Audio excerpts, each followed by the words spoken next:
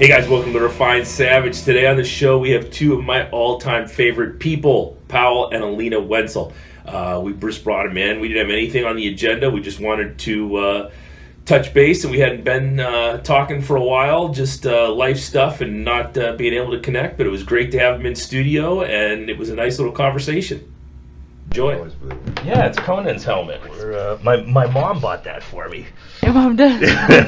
So we are here with Pawel and Alina. So you are coming in on our conversation right now. We're talking about the Conan helmet I have on my desk. Yes, my mother bought that for me, and I saw it in a shop in downtown Vermilion, little Vermilion, Ohio. Had that. So there's like a Celtic weapons and.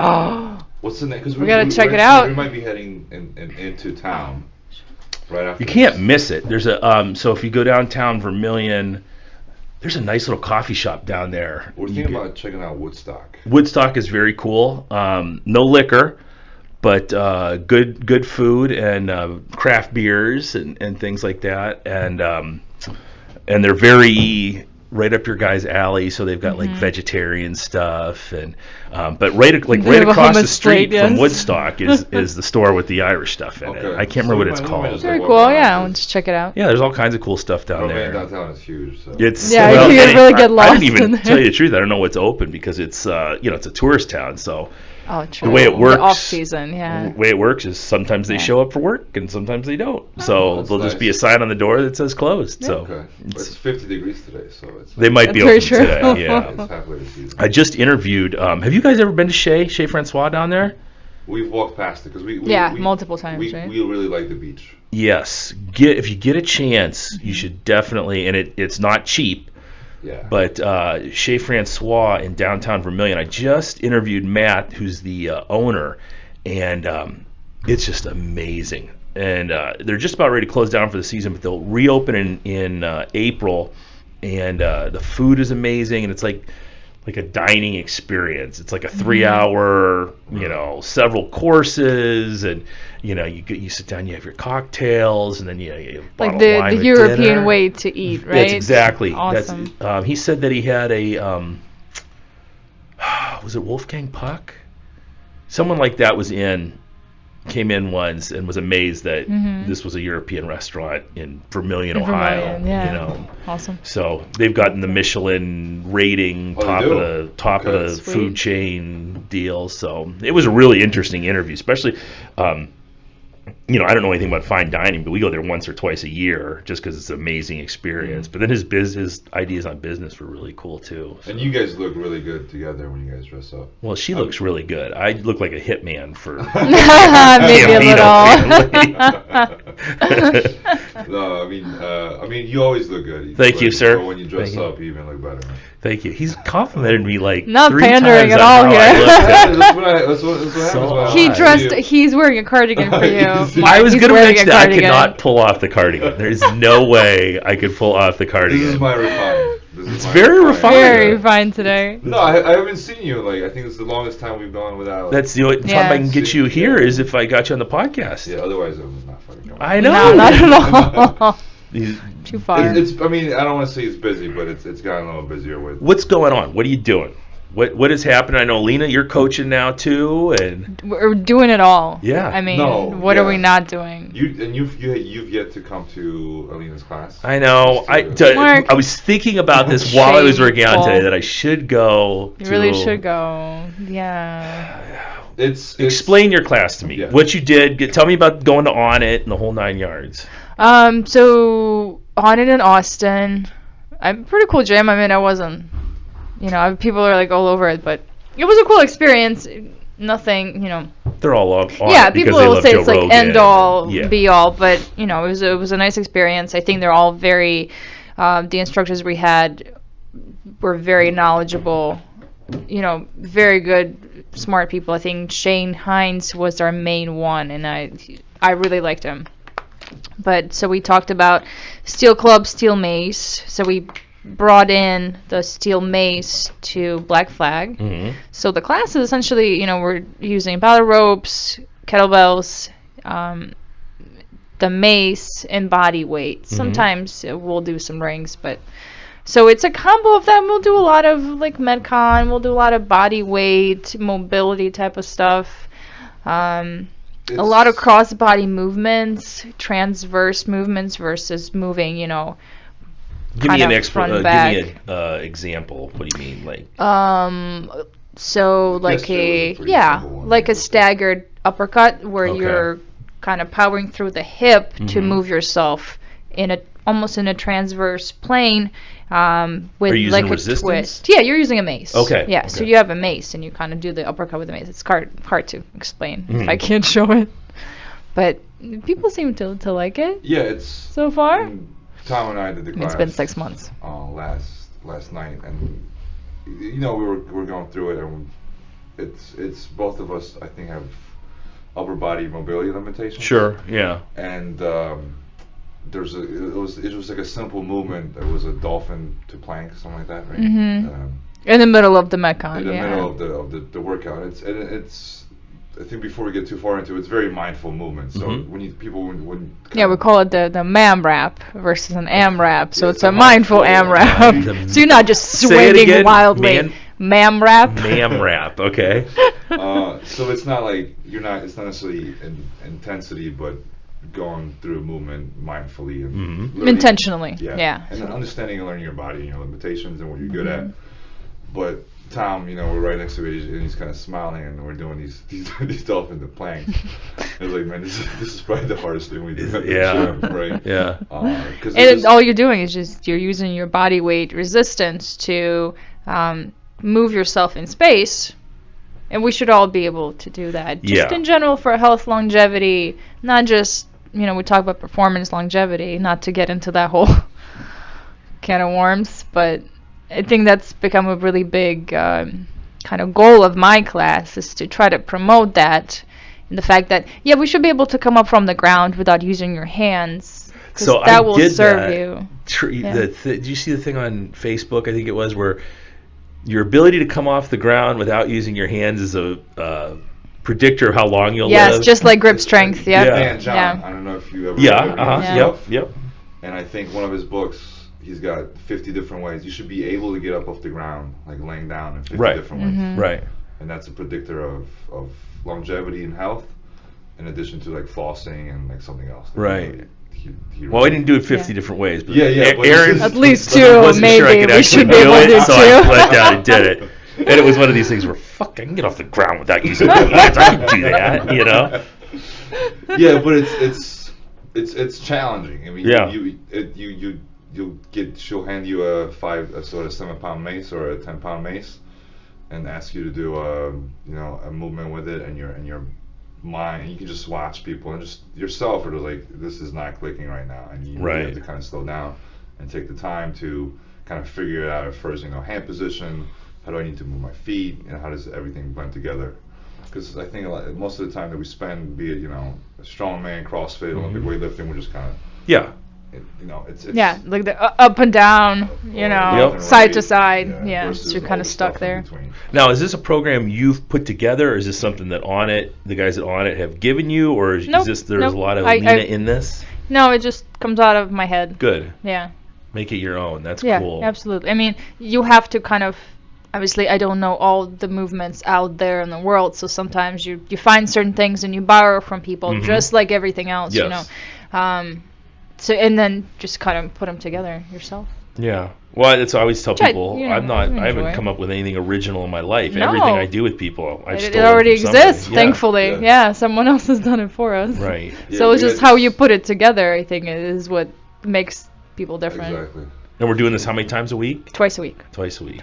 Yeah. So it's part of, Thursdays and Sundays at Black Flag are active recovery days. Yeah. So there's a class that's Sweaty 30, so it's just 30 minutes of basically just kind of all out. So you're rowing or running or biking or something else. And then a lot of people do stick around for Rock the Bells for an extra, usually it's like 40, 45 minutes. Is Tom like a huge Run DMC fan? Well, because that was actually shout out to Heather. Yeah, Heather came up with it. Okay. Because he used to have the Run... BF. It was Lift BFB, the old school. Right, but it looked like the Run DMC logo. Exactly. No, and I think at first there was a lot of excitement with the class, and then people were like, "Oh, this is actually pretty hard." Yeah. But then I think people are coming around again and really seeing the value in it. And sometimes it's difficult to ask people to put so much more effort into it because it is supposed to be active recovery. You just want to come in and do your work and not have to think about, oh my God, I'm not getting this movement at all. It's been 10 minutes. But I think it's really beneficial, not for just your body, but your brain, is to find those new connections of, okay, this is how I move my arm. And then you kind of work through that muscle memory. And then you develop kind of new skill, and then you develop new neural connections. It's like neural pathways. I just said neural connection. It's the same thing. Yeah, you got to throw that out there. The scientific term. Very good. Yeah. Well, we did yoga here for what was like a yoga Pilates thing, and last year we started it as part of our January thing, where we were going to minimum of 4 weight workouts a week and no booze. Ketogenic diet, and then we had to do 1 yoga class a week with Colleen Rainey, who I've known since I was 9 years old, and she's just a complete freak show when it comes to flexibility, and and that lasted for January, and I think by the end of in January, mid-February, we were done with that. But it really was. It number one, I think it's hard for people to suck at things. Yeah. When you go into a class like this, absolutely. It exposes you. Yes, and I was horrible. Obviously I can't get into I get 80% of the positions. I get a ton of shit from Alina in class. Yeah, because I'm not very coordinated. I'm just like a big, large. Right. Trying to move. You don't get a ton of shit from me. You are lying. Yeah. But the other athletes or members enjoy it, right? So I'm kind of like the. And she's probably very sensitive and caring to the other athletes, while not you. Really. But that's a good point. It exposes you. Yeah. And it sucks to suck at something. It is not a good feeling. Right. But and we all obviously suck at something. At a lot of things, I personally. You should try to learn new stuff, and it'll expand your mind. What else is there in life? Yeah. And then try to do it. Yeah. And then you suck at something a little less. That's what we're thinking about picking up golf this summer, because Aaron and I go on vacation, and it's always just sitting on the beach, which I'm okay with. Are you going to swing from the opposite side to even out? Like very good idea. Like change try your to golf grip? lefty? Yeah. I don't know. No, I don't know. I don't think I could do it. I mean, I played golf like years ago. I haven't swung a club in like 10 years, but we just figured it'd be something else to do on vacations when we go. But I know I'm going to be horrible at it. So. Have you golfed before? Like 10 years ago. Okay. It's been a decade since I've swung a club, but and it wasn't good trouble there. Picturing you golfing, but it would go 300 yards, but you never knew which direction. Which direction it was going? Yeah, you just didn't know where it went. Yeah, it just channeling it. No, a certain and it couldn't way. even like turn one direction because I knew it was always going to go right, because I would do that and then would go left and into the parking lot. It was. I tried golf maybe 2 or 3 times. I retired. Very early on. My father used to say, when I was in college and stuff, learn to golf. That's the most important thing you're going to learn, because that's the way they did business. That's how they did business, and he wasn't a golfer. So he always thought that screwed him over because he wasn't out on the course. Wasn't very good, but I don't think people do that nowadays. Between the not internet as and much. Everything else. Yeah. Yeah, golfing. I mean, there's still nuts in golfers, but what I wanted to ask you about is kind of to relate to what you were saying in terms of what you guys did for January. Is how did Curl November go? Curl November went Curlvember went horrible for me. I was gonna say you look great, but you are. That's what I live with. Literally, the week that Curlvember started, I did something. I think it was a stone workout, but both of these forearm muscles tightened up, and I started getting. I still have it in this side, but in my left side, but both my elbows were just inflamed for the entire month of November. So I basically did nothing. Perfect. And it was so irritating because I'm having to like everybody's Curlvember pics and posts, and I'm not doing anything for it, But it went huge. It was gigantic, and I sent a guy a coffee mug the other day because he got 3 million views on his one Instagram video. Oh my goodness. Yeah, he was Stephen Neese, the guy's name was, and he was he was in a lounge chair or a recliner chair with a band around his feet and then attached to his wrists, and then he had a bucket of chicken in his lap. So he was curling up these chicken legs to his mouth, eating, and it got 3 million views on Instagram. Wow. So yeah. Curlvember exploded. Did you patent that? Did you copyright it? No, I don't know. I mean, I'm just saying. Yeah. So, speaking of business development. Yeah. It got. Don't miss an opportunity, man. It was tiresome at the end of November. I was done with Curlvember. T-shirt idea for next year. Next year. Well, we didn't expect the response that we got. So the T-shirts next year for sure. The T-shirts will be out there. Carrie went with it. He was posting videos every day of different exercises and his classes. Like he's got I don't know, some kind of it's not jazzercise, but it's some kind of weird step aerobics class in his gym, and the girls are all curling for Curlvember. It was crazy, but yeah, it took off, and we did that right on the way to Swiss. We were getting a workout in the morning. And then we were going to go to the Swiss conference at night, and on the way to the gym, we were laughing about all the Squattober videos, because, again, after a month of Squattober, you're just like, fuck Squattober, I'm tired of here. But we should do Curlvember, and that's how it came about. So all of a sudden, there was a video, and so it was ridiculous. But what is the Swiss conference? It's not Switzerland, I'm assuming. No. I don't remember what Swiss stands for. Okay. Stands for something. But it was up in... It was in Mississauga, Ontario, Canada, which is just outside Toronto. Yeah, it's on the way, right? Yeah. So I actually used to throw up there all the time. There were games all around that area. But we went up, and it's this meeting of the minds. They bring in all the best... Well, they bring in a lot of the best strength coaches or fitness type people, and then they bring in this group of rehab, prehab, functional medicine type people, and then they bring in guys who are experts in hormone replacement and TRT and all this stuff. And you basically have every hour and a half, they have 5 rooms, I believe, that you can go and just decide who you want to go listen to.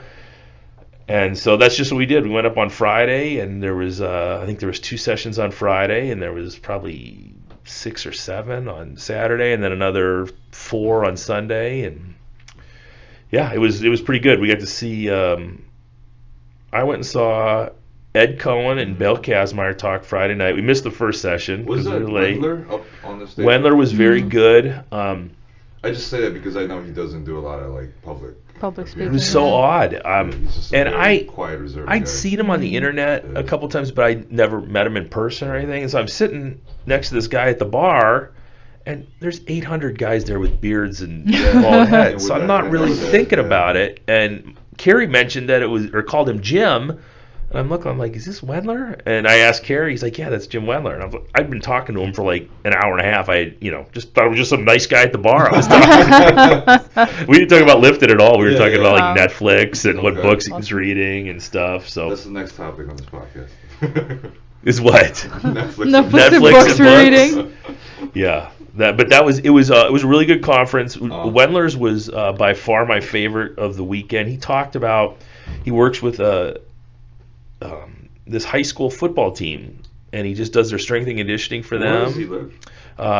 Lima, Ohio. So it's he's relatively local. He's local. Not Lima. It's not Lima. It's London, Ohio. Okay. Just outside of Columbus, okay. where Elite Fitness is. Okay. So I went down to talk to Dave Tate, and it was in the same town. It's just right by Columbus. Okay. He worked with this little high school football team in the middle of farm country, and in 3 years between him and the new coaching staff, I guess they're making the state playoffs and doing really well. And he was just going through the very basics, because his program he does with them, I love, because I've been getting more and more streamlined in my approach to lifting.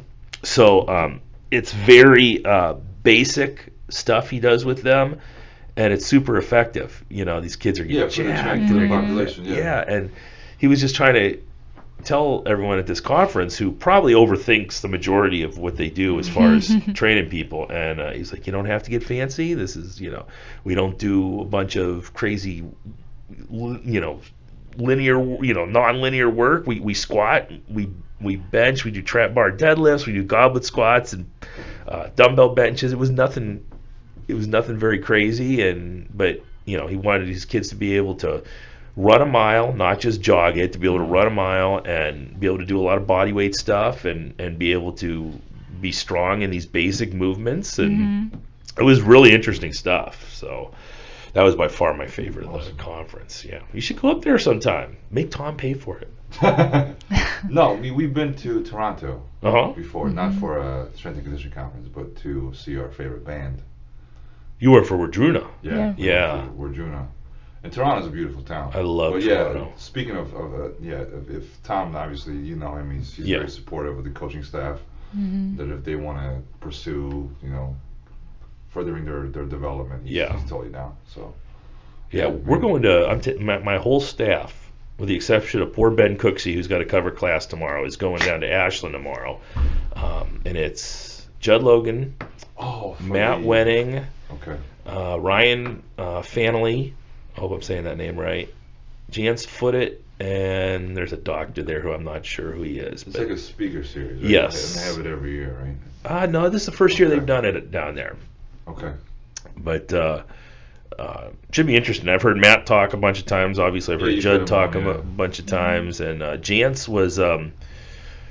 I don't know a whole bunch about Jance, but Jance went over and he trained with the Chinese Olympic weightlifting team for like a month. Really? And then he was in Russia with the Russian powerlifters for several weeks, and so he's got a good insight. That is a fantastic way to grow. It's like in the same year he went to both these places and was just... they're right next to each other. They're right next to each other. Close to each other. No, I know there's Moss Strength. I don't know if you Yes, I am, They hold camps every year in China. I went to buy their book, but it was like... expensive. With shipping and everything, it was like $150. I said, man, I'll just wait a little while. $15 in the shipping. Right. Yeah. No, but he's, as a coach, you look at different thoughts on different coaches and how they approach stuff. And as I'm kind of developing as a coach, I look at Catalyst a lot, but Moss Strength's pretty good too. Right. Chad Vaughn, CrossFit Weightlifting, USA Weightlifting. So just to your point, what he's doing is a fantastic way to just grow and develop as a coach. Right. To, experience. If you can experience firsthand, that's fucking awesome. Well, I think his wife is a doctor or something, very wealthy woman, and I think it's kind of given him the opportunity to go, screw it, I'm gonna get as much information as I can and become as good at this strength, and that's a good position to be in, Just a heads up, I'm going to China. Right. Yeah, honey. You should marry a wealthy doctor woman. It's a 3-week camp. Okay, bye. Yeah. No, but it's like good riddance. If price wasn't an issue, that would be like just to experience what kind of training they go through. Yeah. And just that environment, because it's pretty bare bones, even though for their elite level on an international stage. It's very simple. It's like a simple, like an old school gymnasium, and like when I mean old school, I mean like European, right, Chinese, right, like U.S. And you don't need kicking ass. I mean, obviously they've been subject of some scrutiny recently, but everybody who hasn't, right? That doesn't, but they're still fucking jacked. If American weightlifters are telling me that they're not on drugs, they're either lying or they need to get better doctors to make sure they're not getting caught. Because this is a sport about how much weight you lift. Nobody cares. So. And I mean, Greg Everett, speaking of Callis, he had actually a very pertinent post about this. It's like whenever it's. You do it or you don't. Right. And people, and when you do it, other people are doing it. So it's kind of. It's neither good or bad at this point, right? If people are getting caught, great. If they're not, you still got to put in the hard work. Yeah. So if you're using, you're not using, you still gotta train like your head off. No matter what you're doing. So. I remember Louis having a bottle of testosterone and a bench shirt on a stool in the back of his gym, and you'd go there and you'd talk about that stuff, and he'd go, that bottle of test has been sitting on top of that bench shirt for years. It's never lifted anything. You gotta be on somebody to do it. Yeah, you know. Exactly. You can take all the shit you want. If you don't put the work in, nothing's gonna happen. Exactly. And we are sitting here with a Russian girl who, have you seen the movie Icarus yet? Yeah, we have a while ago. That's not so Jack. I have to think about it. Yeah. Are you a Putin fan? I don't know if I have an opinion. Uh-huh. I mean, I still lived in Russia when he came to power first. God, yeah, that's right. He's been in for so long. Yeah, it's been so long. Yeah. He was born into it. And I think he was born into it. Yeah. I mean, I remember liking him as a teenager. I don't know if I have an opinion now. Do you have family over there? Yes. All right, you probably shouldn't say if you have a family. Not that Putin's going to be listening. I do. No, it's not like he's listening to all the podcasts. Why do they love him so much? Because they do love him, right? I don't know if they do. Okay. I don't know if they do. I think there's an opinion here that all the Russians love him. Mm-hmm. But that's like saying all the Americans hate Trump or love Trump.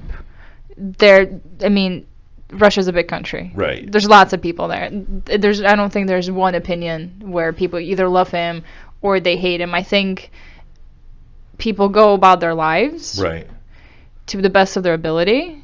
If he makes certain concessions and helps people a certain way, especially the elderly with pensions and all that stuff, then yeah, they like him. Mm-hmm. Because, I don't think people try to think about everything in like a global perspective like that. Right. Like we tend to do here, I feel like. Yeah.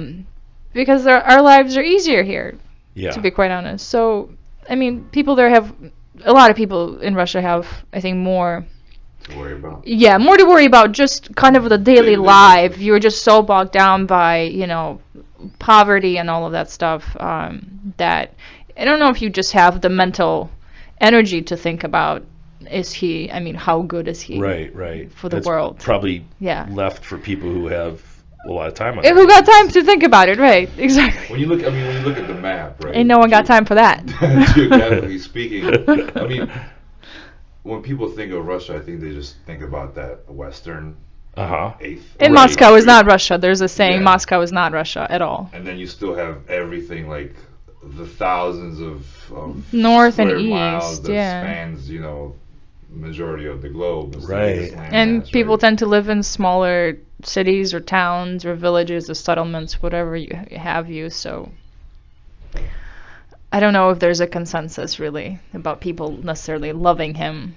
Isn't it funny that in 2018 we still have these Trump and Putin and these war figures, these insane monsters How is that at possible, the top of the chain right? where that we're all having to either back or not backed. It's fucked up. And the crazy thing, like, it's all out in the open. Right. Or a lot of things are out in the open. Like, there are some secrets, but a lot of this stuff we know that they break the law and they do these certain things, and we kind of know what type of people they are. Right. We don't know them very deeply, but on the surface we know what type of people they are. They're not really hiding. No, not at all. And that's the craziest thing. Like, how can this still happen? Whoever it might be. It boggles my mind. Trump, Putin, whoever you like or you dislike. Yeah. We as it's a very gross generalization, but I think the majority of people, we're letting them get away with whatever they're doing at this one stage, because we could care less. Is that the right way to say? Yeah, couldn't care less. Couldn't care less. Couldn't correct. care less, right? Yeah. We got our fucking. In a way. This is gonna. I don't want us to veer off into it. Go wherever we want with this. Like politics for 3 hours. Well, because the question is, how much can you do? Right. Like you and I, or the three of us. I don't have time for revolution. I'm running the gym. Yeah. We can freak out about all we want, but really, when it comes down to it, how many people would be willing to change or listen to an opposing viewpoint? What would it take? That's big. Yeah. What would it take to get people to revolt? Especially in this country. In this country, I cannot imagine the outrage that would have to go down for something. It would have to be something pretty severe. Whatever side of the political spectrum you are, or religious spectrum, we've gone so far down the rabbit hole that it would have to be some sort of apocalyptic fucking catastrophe. Yeah. Not to sound darker. Right? No, I'm trying to think in my head what it would take for that to happen, and I can't think of anything that would get enough people. I don't think people would recognize that something's happening to them. Right. I've never watched the movies, but like Purge. Yeah. It's like when it's kind of this military state when we're controlled by the police and the military, and it just kind of I don't know if this is what the movie's about, but it just kind of reminds me of it's like we just get locked down in our houses. Or we're like fuck it, we have our phones and our TVs and we're. Well, I mean, we are controlled by our perceptions now, for the most part. And how difficult is it to change those perceptions? Very difficult. You have to change your whole lifestyle to be able to even think about changing your perception. So people may look at Trump and say, okay, he's really, really awful. Or people may look at him and say, wow, he is, the shit. And you get both. And how can people possibly believe that, right? Both of those things. Right. How can that happen? Yeah. Right. I don't know. We have people. So it's perception. Pape, my guy here at the gym, argues with Steven, who's another friend of mine at the gym, and Pape is a more left-leaning guy, and Steven is a diehard Trump supporter, to the point where he wears the Trump hat when he comes in and everything. And I think he wears the Trump hat more to bother Pape than anything. Just to spite, yeah. But they argue all the time, and I think it's where you pick to get your news from. And my guess is Steven gets his news from the people he wants to hear his news from. And Pape is probably the exact opposite. Mm-hmm. That's how I am with my parents. When we go, seriously, and this is actually very interesting coming with our background, being immigrants, and especially with a lot of conversation with that right now. And we tread very lightly. Yes, but when it's like Fox News all the time at my parents' house, and we don't partake in the news. Right. Neither do we. It's just bad. Right? Yeah. But it's like it just if they take stuff very personally that I say about. Even in jest. So again, sometimes I might do it, just like Steve might do it to Pape. Kind of dig at him a little bit, but just to kind of maybe expose our such set in stone viewpoints on things. It's never like black. It can't be black and white. Right. I mean, that's not how life is. I mean, and that's I guess that's my set in stone viewpoint, right? That I'm saying that it's not black and white. That it's not. No guns, all guns. Right. Yeah, right. Like, right. And that's like a crazy ass fucking topic too, right? But so I don't know where to go. I mean, I don't know what I don't have an answer, but the funny shit we watch in like what was it, Switzerland and Iceland. In Iceland, They have a fucking insane gun culture. Insane. Everyone owns a gun. In Iceland? In Iceland, No shit. people love their guns. In Iceland, and in Switzerland, and Switzerland's a neutral country. And I think gun. Fact check me on this, but I think the ownership of guns per individual is more in both of those countries versus the U.S. Yeah, I think Iceland for sure. Yeah. Wow. But again, there's something culturally between us and us and them. Again, so I'm creating division by saying this. Right. But I'm just recognizing it. that what's happening here that we can't necessarily borrow from there, and vice versa. Right. Why do we have to go to the total extreme of either side and just And I think get maybe on my high horse and learn from each other? Right. People here are very different from each other, very similar. Because we're all human beings, so we have lots of similarities, but we also have lots of differences. And being the U.S., we're all come from very different places. In Iceland, yes, they're all Icelanders. That's a good point. So it's easier to kind of come to maybe a consensus, right? So let's have these laws. Here, we're all, a lot more from diverse, very diverse, and it's difficult to agree, on one thing. Yeah. I think that was the whole point of having states and states taking care of what needs to happen in states. Yeah. Because what do I have in common with, some guy in San Francisco or something that, may have none of the same background or education or any of the same experiences that I do, but we're all supposed to agree on the same stuff and go one direction. But I always considered myself conservative until I actually kind of looked at my views on things, and I was like, well, I'm very pro-gay marriage. I definitely believe we need some form of gun control of some kind. It can't just be you can have a bazooka. And I don't know where I kind of go wishy-washy on the whole immigration thing. How do your parents feel about that? I mean, and that's and to be honest, that's what kind of bothers me. My guess is they came here, did it the way you're supposed to do it, and but without having, I guess, and that was, so put it in context. My dad came over in '85, so Poland is communist still. He's working in the medical profession. That if you cannot grow or further your career if you do not align yourself to the political party. With that said, you don't really have a choice. You have to align yourself to a political party, otherwise you are suspect, essentially. So the decision was kind of made for him at that point, that by that fact and by my mom saying you need to go to the embassy and see what you can do, because it was not the safest of situations from my understanding. Right. And so he went in, he got lucky, and he got a political asylum visa to come to the U.S. Because of political strife, political unrest, and whatnot, which is very similar to what's happening in a lot of these kind of countries now. So that kind of looking back at it. I do have, I guess, an issue with my parents having their views that we shouldn't be letting these people in, right? With my take is maybe we need to maybe create a better infrastructure to be able to support proactively outside the U.S. to maybe prevent these things happening, and that's also a very difficult thing to do.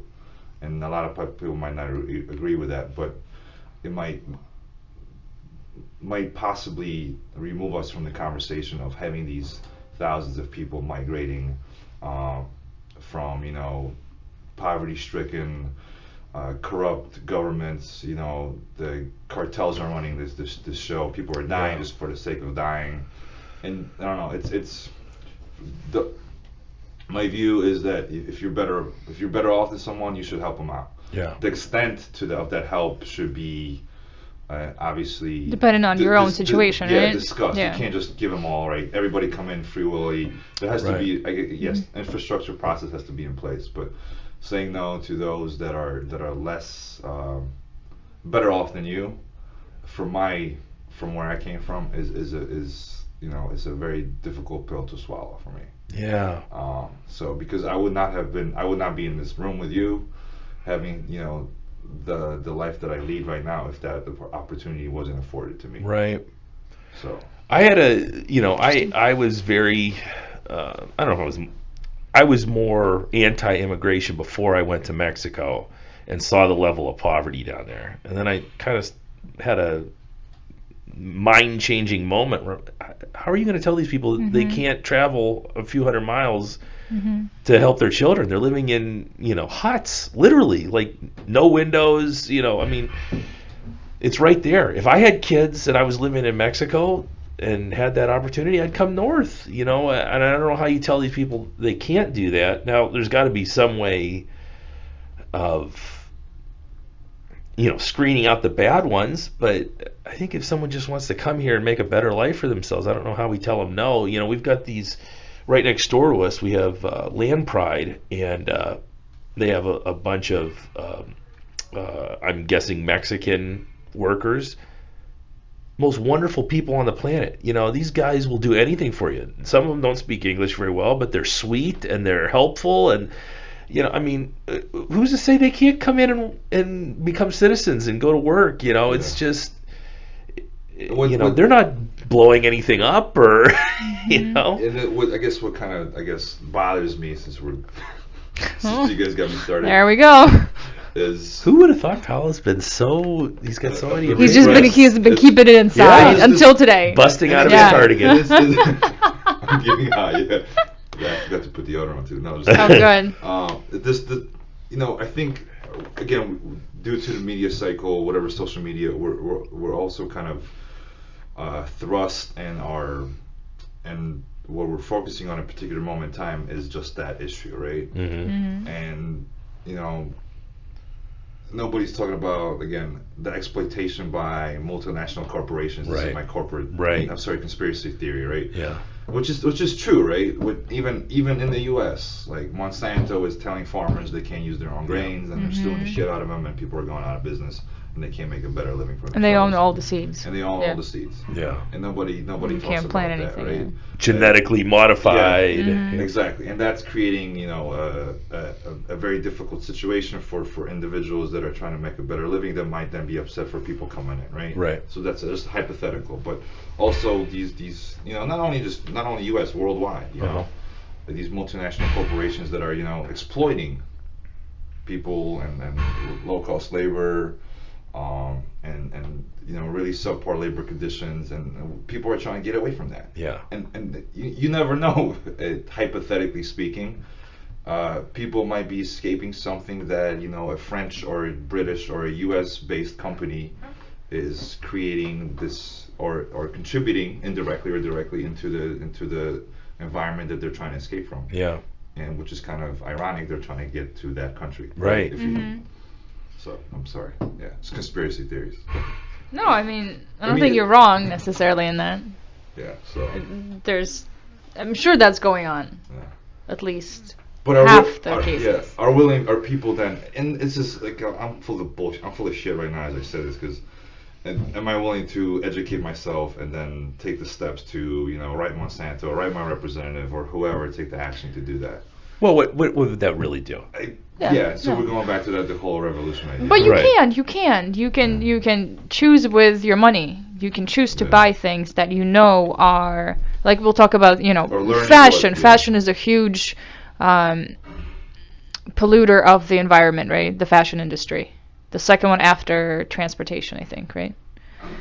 And I mean, we can make a difference by not buying all this crap, like Forever 21 shit, pardon me, that is made of materials that will not last long, that pollute the environment, that you're just going to throw away the next season, instead of buying that one thing that the person made with their own hands. Yeah.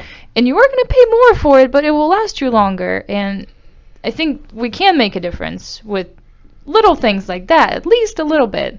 So we're not completely powerless. That's a good point, and I guess the flip side of having a revolution is kind of doing nothing. Right. And what I mean by doing nothing is don't buy shit you don't need. Kind of that Fight Club mentality, like your fucking khakis. Yeah. If they offer you a plastic bag, because I love the cashiers they have. I was a cashier in college. It's a fucking thankless job. Yep. But we're just programmed to, would you like a plastic, or just we just put your shit in a plastic bag. Yeah. Just say, no, I don't need a plastic bag, and that's you kind of doing nothing. You just carry your shit on. Yeah. And people will laugh at you, because they laugh at me all the time when I'm carrying my 15 things in my hands because I forgot my reusable bag in the car, and they're just like staring at you. I'm like, no, it's fine. I got this. Well, that's part Don't give me dirty looks. That's something I don't even think about, you guys seem to be very mindful of a lot of these things, and you're doing your revolution in your own way. It's a quiet revolution. It's very quiet. The revolution will not be televised. There's no way that's going to be televised. Yeah.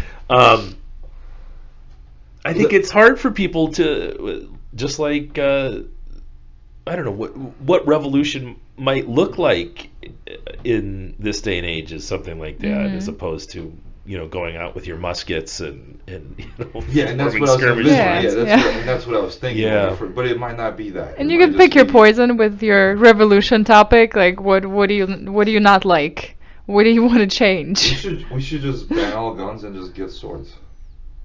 I think it would. We should start. Learn how to use them first.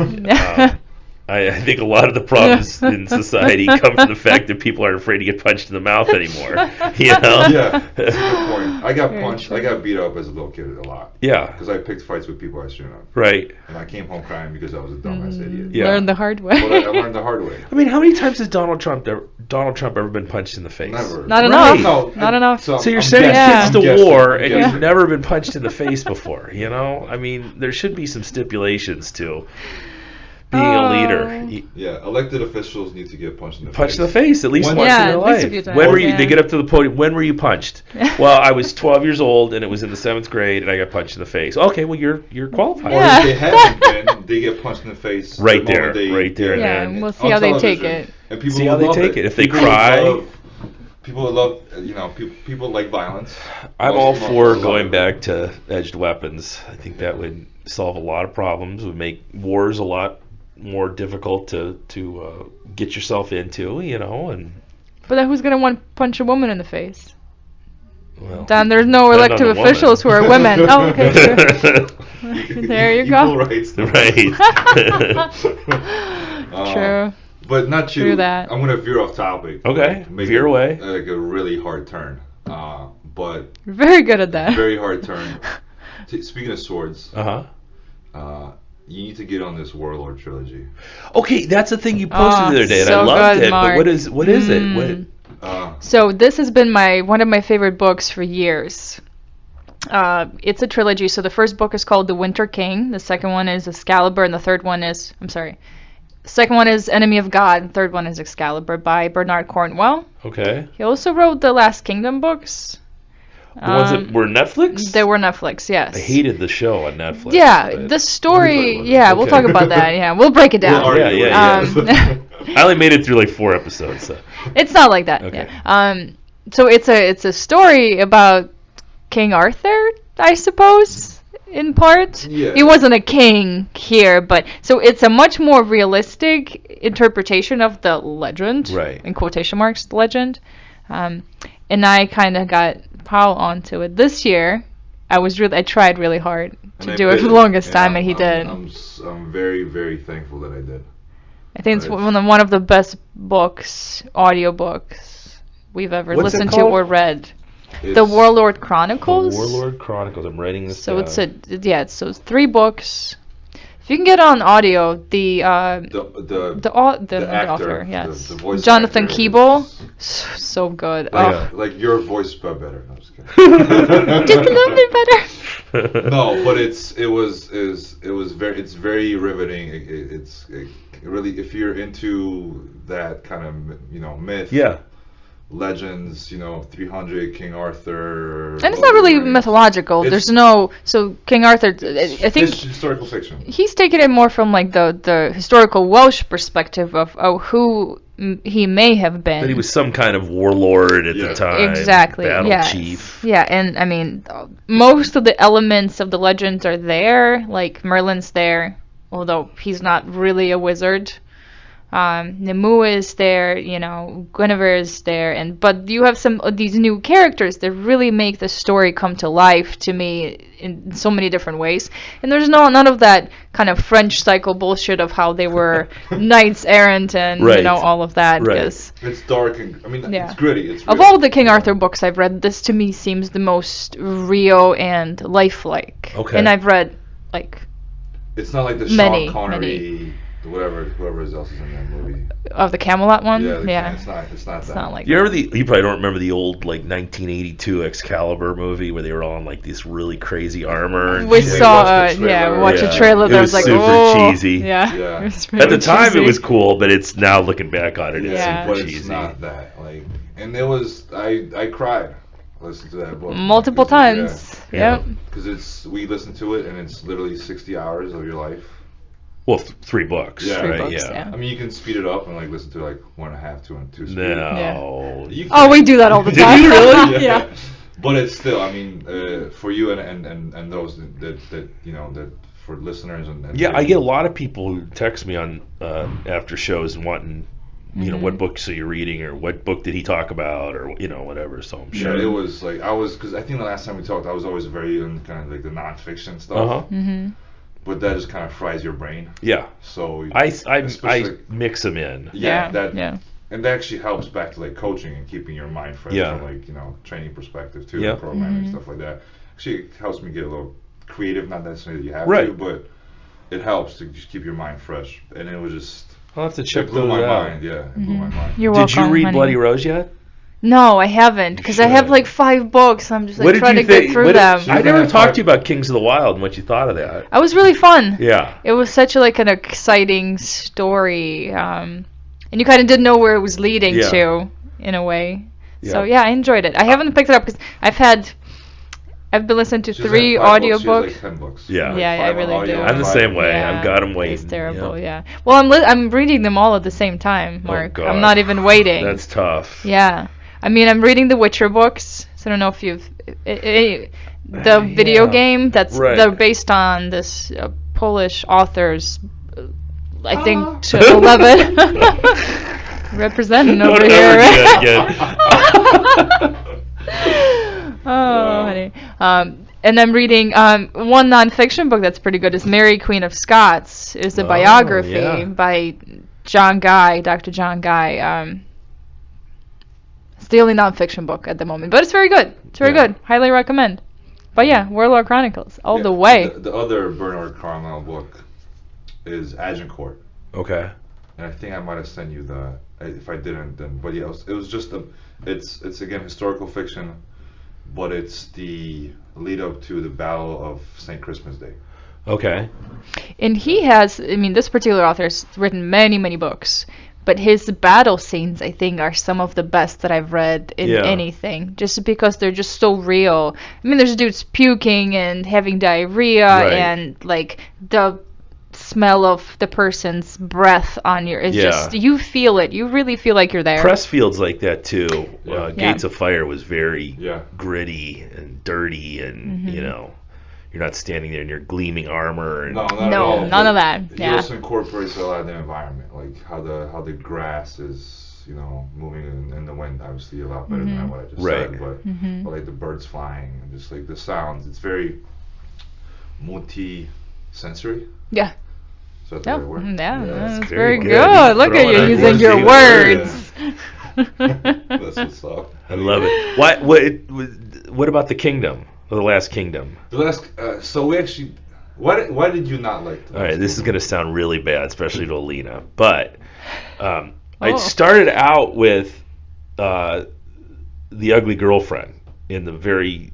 what's her name? I don't remember. Brita. But she was... Brita. They kept showing her naked, and she was heinous, and it turned me off immediately.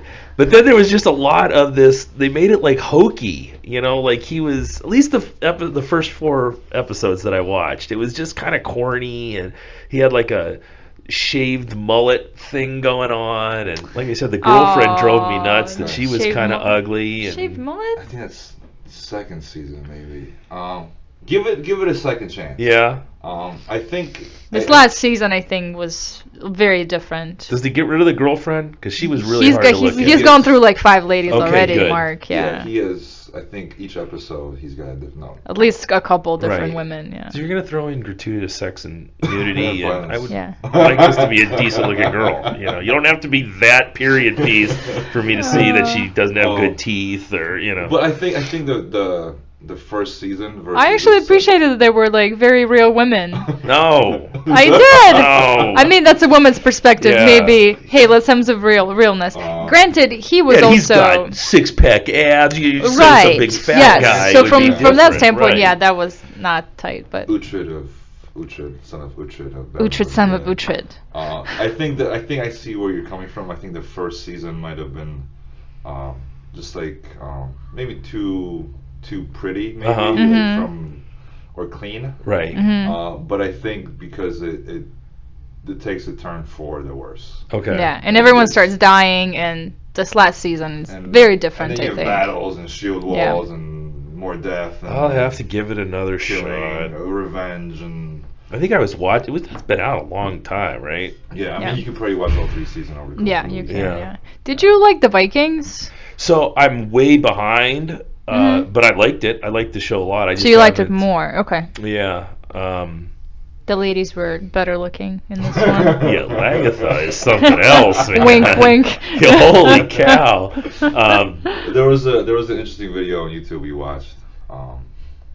In terms of there's a gentleman that's comparing Last Kingdom versus the Vikings. Yeah. Right. Yeah. Based on not necessarily the cinematography, the production, yeah. but just on historical context and how true it is to whatever written history there is. And then they have Lagertha, who's like all of 5'2", probably weighs less than I do at 5'7". See, but I think and she's part of the fighting reason these why battles. Lagatha is attractive is because she's a hard ass. You know, she's got those fucking braids But in her hair. how is she fighting with those braids? Well, yeah, you She can't see shit. But to your point, she's probably like 5'10", 185. In real life, exactly. Yeah. You might have a different opinion of that.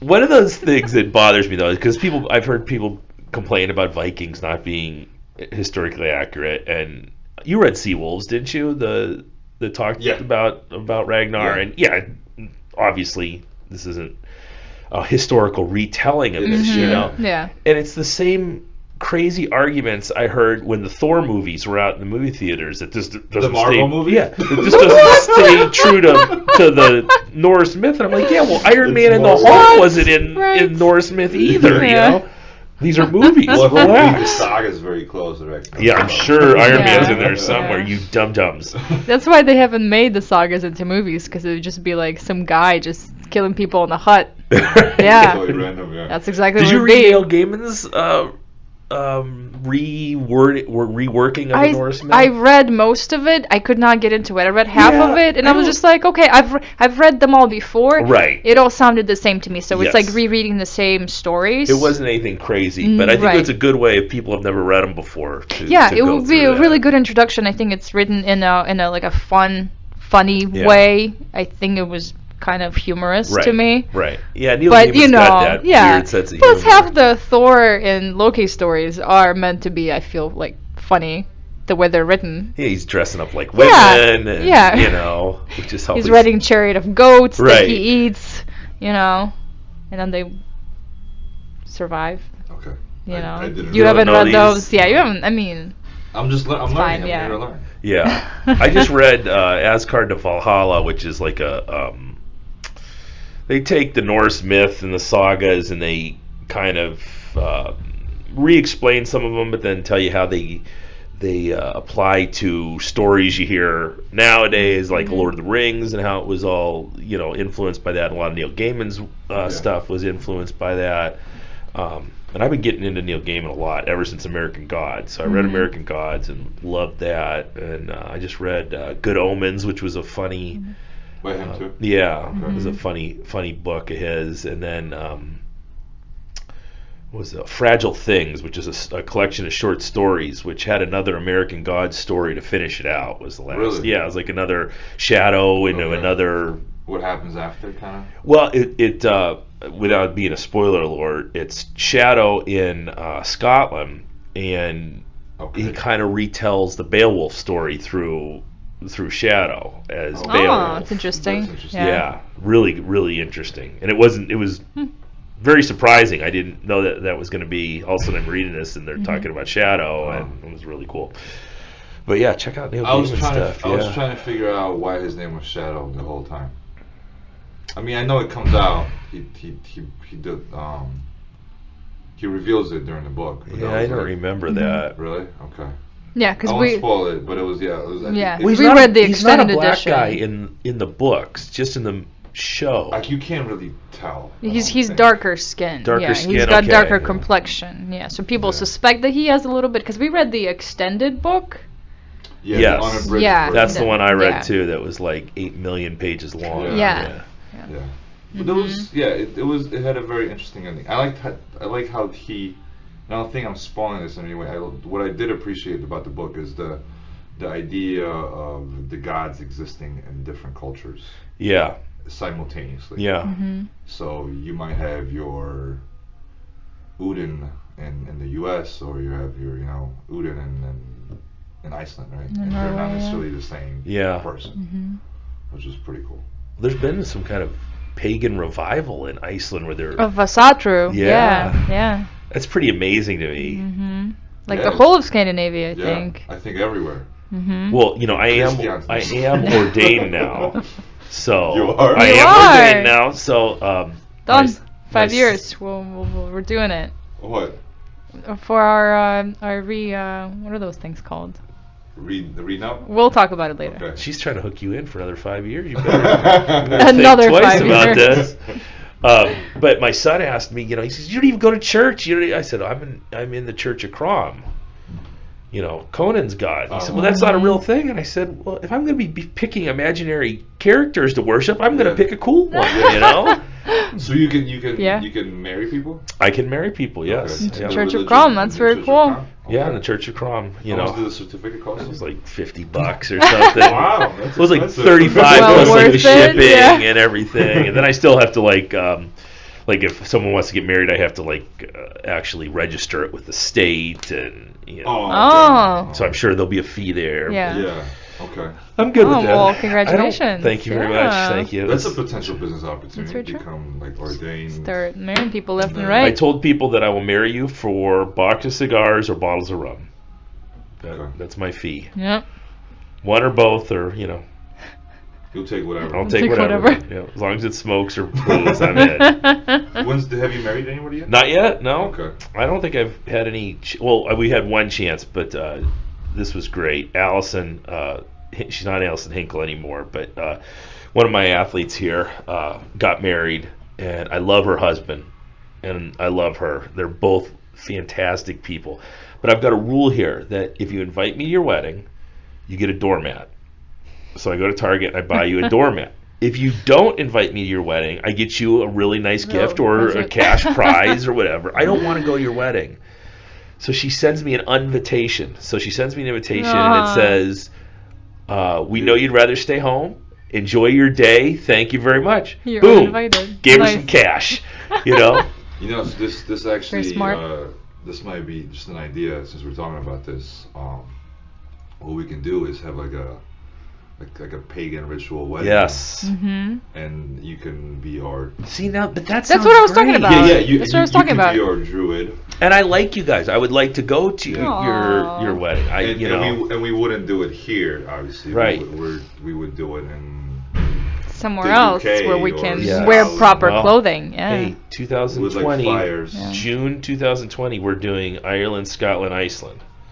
June 2020. June. It's 2020. I think it's the beginning of June 2020.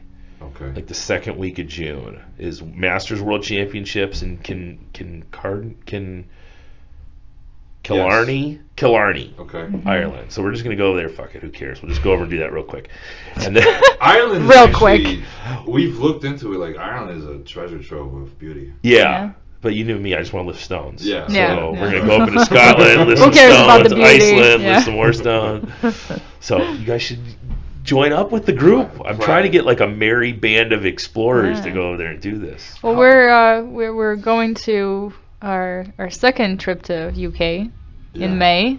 So we're heading back. Where are you going? Back. We're flying into Manchester. Okay. And then we're going to look for the 13 treasures of Britain. What is the third? What are those? He is kidding. But you got to read the. But you got to read the book. Oh, okay. All right. But no, Bernard we're gonna. Cornwell should send us money. He should, because we love this guy. I mean, he is the best. Podcast. You're just sold. But no, we're gonna drive down to Glastonbury, see the Glastonbury tour, because that's been a dream of mine. And we're gonna drive down to Cornwall, and then we're gonna go back go to some national parks there. Mm-hmm.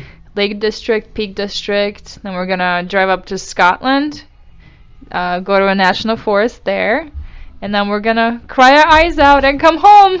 Yeah, because Hadrian's Wall is really just. Oh, Hadrian's Wall, yes. Like a That's stone. The original on the list. Trump, Hadrian. Yeah. Yeah, the original Trump. Right. Yeah. You gotta keep the Scots from coming south. Yeah. Up over it, right? Yeah. Fucking you think Mexicans are bad? Scots are way worse. Way I've dealt with worse. Scots. Yeah. But yeah, Hadrian's Wall. I think there's what's the other? Devil's Pulpit. Mm-hmm. It's a beautiful spot. Stonehenge? You need to check out Stonehenge? Oh yeah. We're gonna try some other standing stones. There are some other ones. Stonehenge. It would be a cool place to. Yeah, it'd be a cool place to visit on like solstice, because you can actually worship there. Right. versus, just stand outside of the little circle. But there's some other standing stones there in the vicinity, even within like an hour drive, that are beautiful, and I am sure they're not visited nearly as much. Right.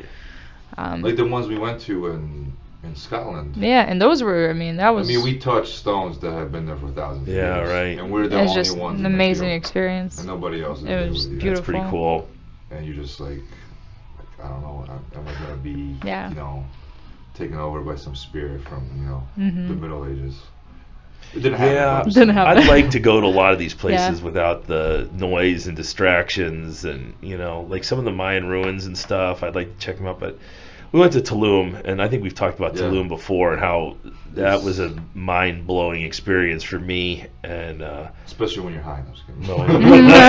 It's really blown, yeah. But have you read any like Graham Hancock? Any of his stuff talking about the megalithic structures all over the world, and Göbekli Tepe and all these places? You should check that out. Okay.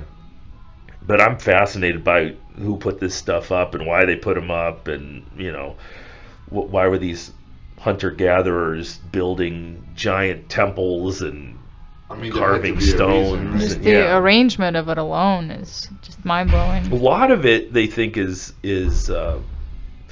projections, and I don't know about Stonehenge, but like the Giza Strip, they're projections of what the sky would have looked like in that epoch on the ground, and how they're set up, like the pyramids, the three pyramids, and if there's like two bigger ones and a smaller one slightly off center, and then the Sphinx, which they think originally might have had an actual lion's head on it instead of that the pharaoh's head, was looking towards the constellation of Leo as it came up in one of the epochs, whatever they thought it was built, and that's another really just interesting. When you start thinking about those kind of things, my simple mind cannot like comprehend that, right? Yeah. Just like it's like, how big is the universe type of question. Oh yeah, I did it to my son all the time.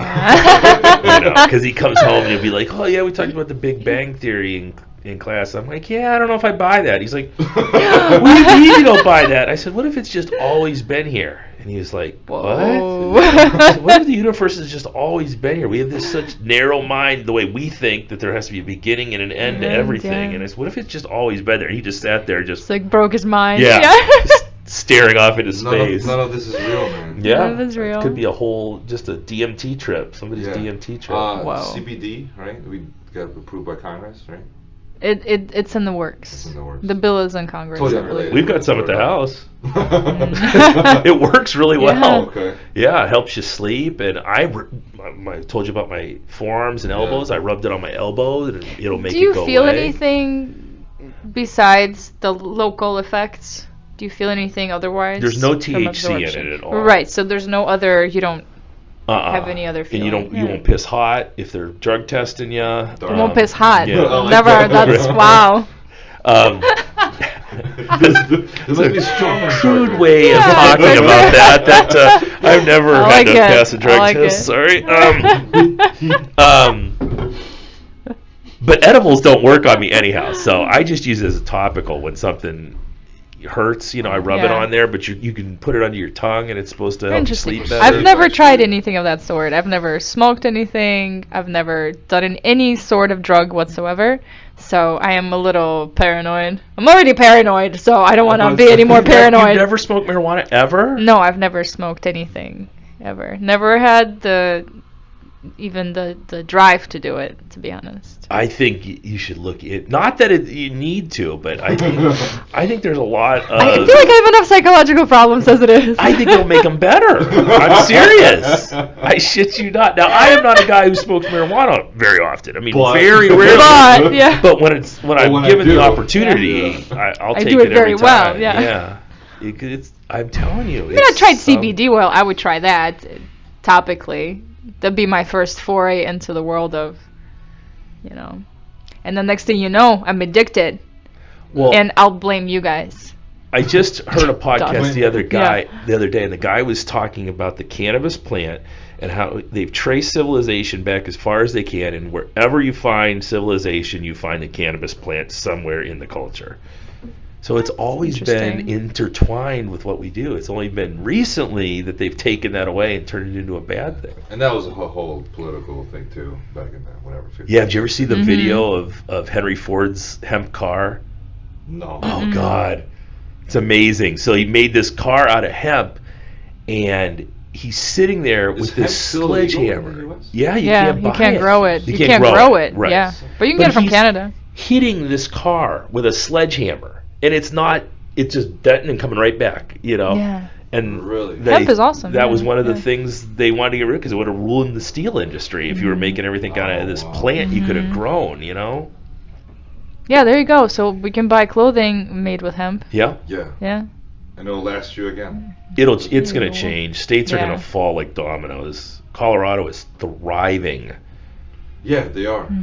It's just going really well. And they're talking about legalizing DMT in Oregon, I think. Really? So I think. Let's go. Start the revolution. Whoa. I think so. Yeah. I don't think there's anything wrong with letting people do whatever they want with their bodies. No. Yeah, that's absolutely right. Let's wrap it up. I don't know how long. Are you going? I have no idea how long we're going. I never even pay attention. Are you guys? Before we leave, are we still doing the vegetarian thing? The vegan thing. Vegan, Mark, straight vegan. All the way. Well, I noticed you were giving a nutritional seminar. It was not us. It was. Yeah. It was. I saw you in the picture. I was video. Videoing. Yeah, it was it's Pete Nelson, the GM of Black Flag, who's certified, and Ariel Sample, who's one of the athletes in Tom's program, Rini Training Center. I think she came out here to do some. Yeah. That name sounded familiar. I think you said she did pretty well. She's like one of the short little girl, jacked as fuck. Yeah, she did really good. So they did a talk just for athletes, and they covered. They cover just kind of high-profile diets at the moment. Yeah. And just an overview of what might work for you or might not. Yeah. But yeah, we're still vegan. I'm still vegan. I'm surviving and thriving. I'm getting ready, for Odin's on a straight vegan diet. Yeah. You've had some PRs, surprisingly, right? I'm actually with kind of the shift to with the Black Flag Barbell Club and being a lot more focused on coaching and training Olympic weightlifting, having kind of going back to like the Wendler, or just keep it kind of simple. Yeah. For me personally, it's being a lot more mindful with my training. Which I think Olympic weightlifting is really a very mindful sport. Well, it's like throwing; it's so technical. Yeah, exactly. You have to really feel your body and how you're moving through the positions.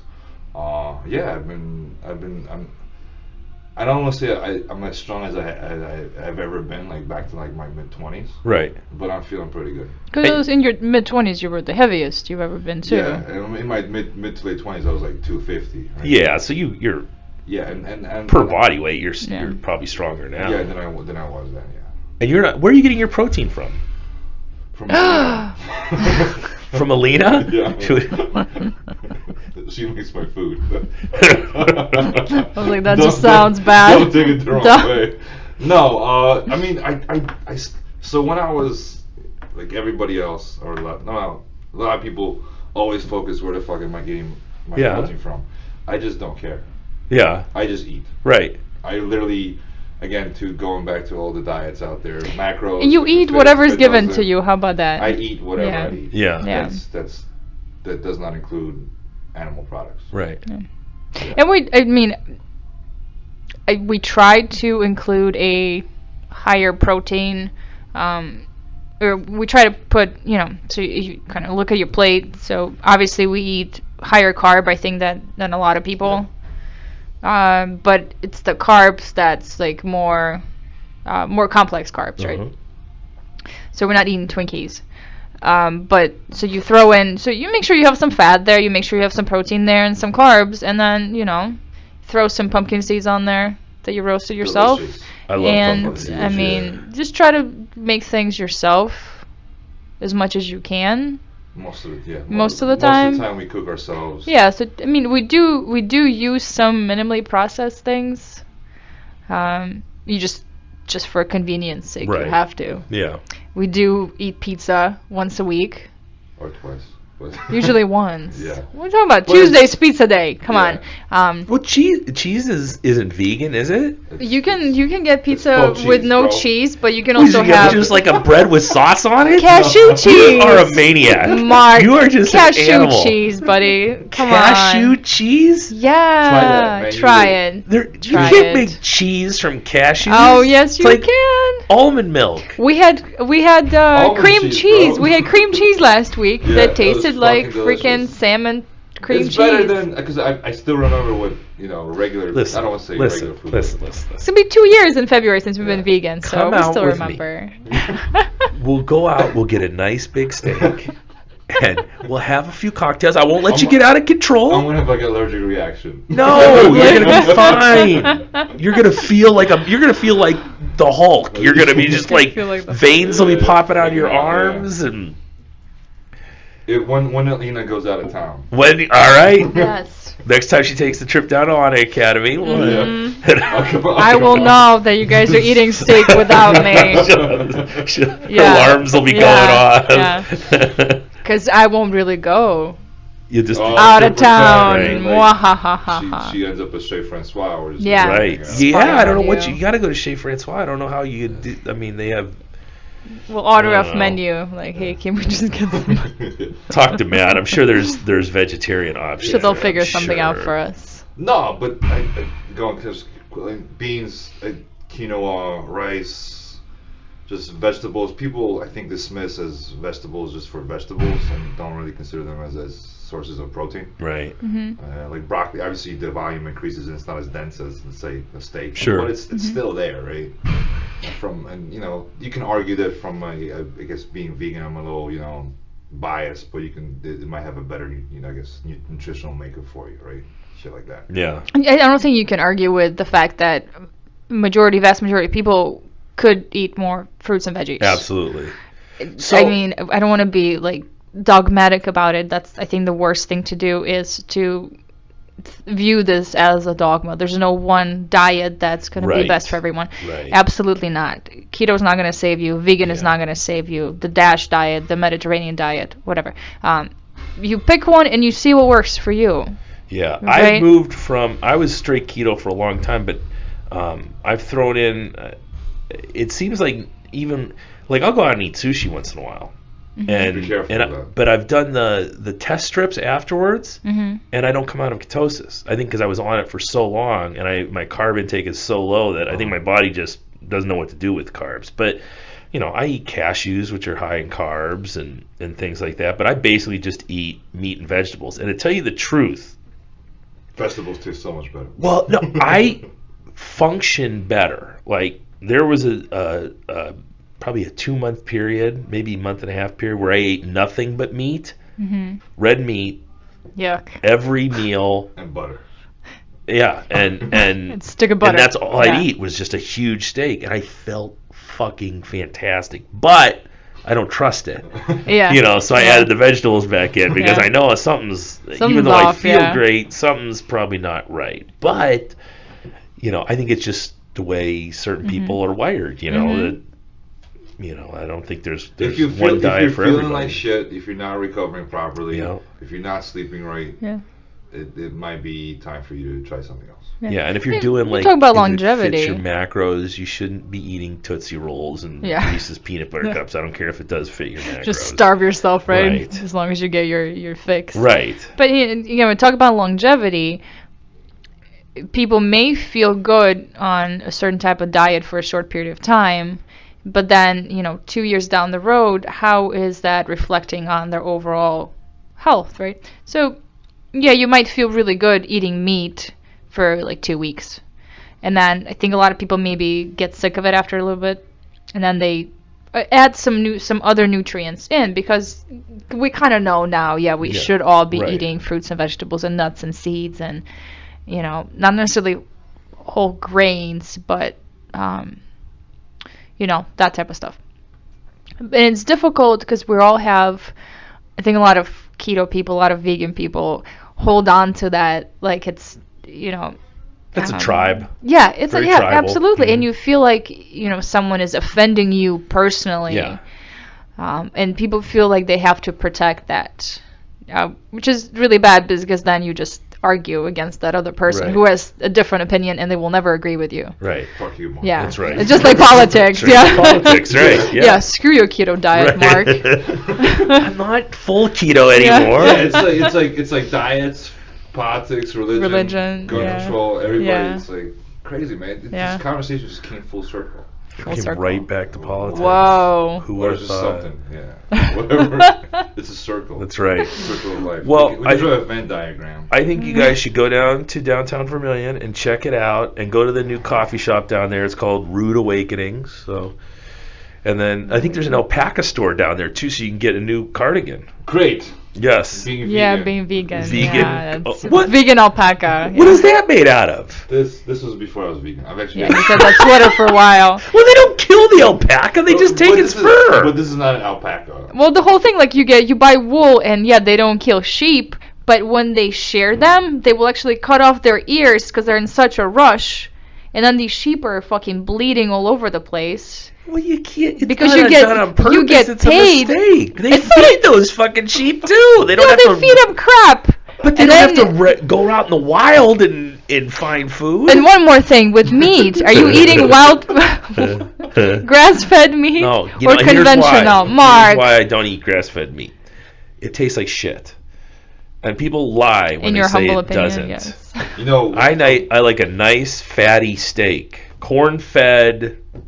Inflammation, baby. That's why he's so jacked. That's why he's so jacked. He's just inflamed. No wonder those poor elbows are so inflamed. What I'm eating is now, and you have to look at this from a different perspective. We're just ganging up on Mark today. I feel so bad. Right now, what I'm eating, and every winter about this time, I pay a young man who's old but younger than me to get me a deer. So right now I have this fridge out here and a fridge at home just stocked full of deer meat. So I'll eat nothing but deer meat until it's gone. But hear me out. Mm-hmm. That deer has got to live a full, happy life and have bred and lived in the wilderness and survived. Until he was killed by a gun. But we're going back to that gun. Something. We should get that guy a sword and see how he fares next time. With the deer. He bow hunts. That's kind of the same thing. Kind of. But otherwise, that deer would starve to death or be eaten by coyotes or hit by a car. But he has the chance to defend himself. This deer has a chance to run away. A Buick? No! Against at least a coyote. Try to run away. But can you imagine being mauled by a coyote as opposed to 1 second you're eating and the next second you're dead? You don't even know it. It hits you so fast. I'll take the coyote. What? You will not take the fight for your life. And have your innards ripped out? Did you, Alina, hold on, there's something smart coming. You guys should fight. Fight. Did you I would probably lose. There was a study of reintroducing wolves into Yellowstone. Yep. And how it... There was Yosemite. Right. It was literally magical, right? Yep. Yosemite, right? Everything improved. Yeah. Everything improved, right? So... I don't know if this is to what you guys were arguing about, but when we kind of mess with nature, we tend to have the opposite of the desired effect. Sure. We think we're doing something for the good, but we're usually probably fucking it up. Do you know though that there is more white-tailed deer in North America now than when Columbus landed? I believe that. Yeah. No predators. Let's eat them. Yeah, there's no predators, so humans are predators, right? Humans so are let's predators, get our knives and our swords and just go run after them. Leave those guns at home. It's so tasty, though.